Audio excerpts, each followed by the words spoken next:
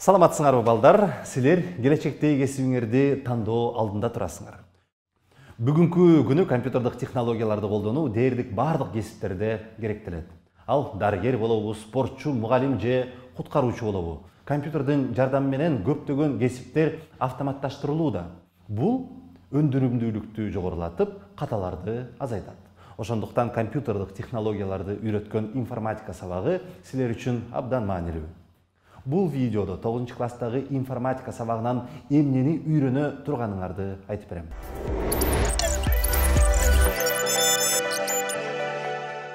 Заманбап дүйнөдө маалымат агымы күн сайын көбөйүүдө. Мындан улам керектүү маалыматты алуу, туура баалоо ар бир адам үчүн маанилүү жөндөмгө айланды. Бул жөндөм маалыматтык сабаттуулук деп аталат. Ага салыштырмалуу компьютердик сабаттуулук гаджеттерди колдонууда техникалык көндүмдөргө көбүрөөк көңүл бурат. 9 класста маалыматты коргой турган ар кандай системалар менен таанышасыңар. Мисалы, электрондук колтамга эмнеге колдонулат же криптография менен блокчейн деген эмне. Силерге маалыматтар жана графикалык сүрөттөр кандайча кодко айландырылаарын айтып беришет. Ошондой эле компьютердик графика деген эмне, анын кандай түрлөрү бар экенин биле аласыңар. Андан соң эң эле кызыктуу темалардын бири болгон робототехникага токтолосуңар. Силердин программаңарды компьютерде аткаруудан айырмаланып, ал программаны роботка аткартуу абдан кызыктуу нерсе. Сабактын жүрүшүндө силер дүйнөдөгү эң кичинекей светофорду программалоого жетишесиңер жана силердин команда менен андагы жарыктар катар-катар менен күйүп өчүп турат. Робототехника деген татаал илим дал ушундай жөнөкөй тапшырмалардан башталат.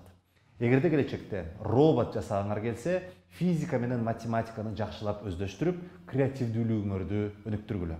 9 класста программалоону үйрөнүүдө рекурсияны колдонуу, массивдер менен иштөө, аларды ирөөттөө сыяктуу чыныгы программисттер жасачу нерселерди колдоно баштайсыңар.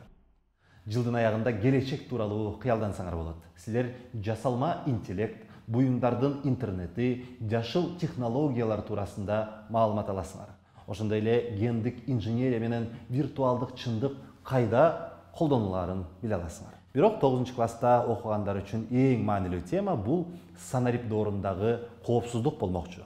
Санарип доорунда жеке маалыматыңарды коргой билүү зарыл. Анткени азыркы заманда аларды көчүрүп, уурдап алып, жеке маалыматтарды социалдык тармактарга жайылтып жиберүү өтө жеңил.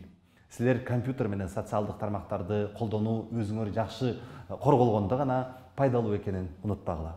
Балдар, информатика сабагын үйрөнүүдө силерге ийгилик каалайм.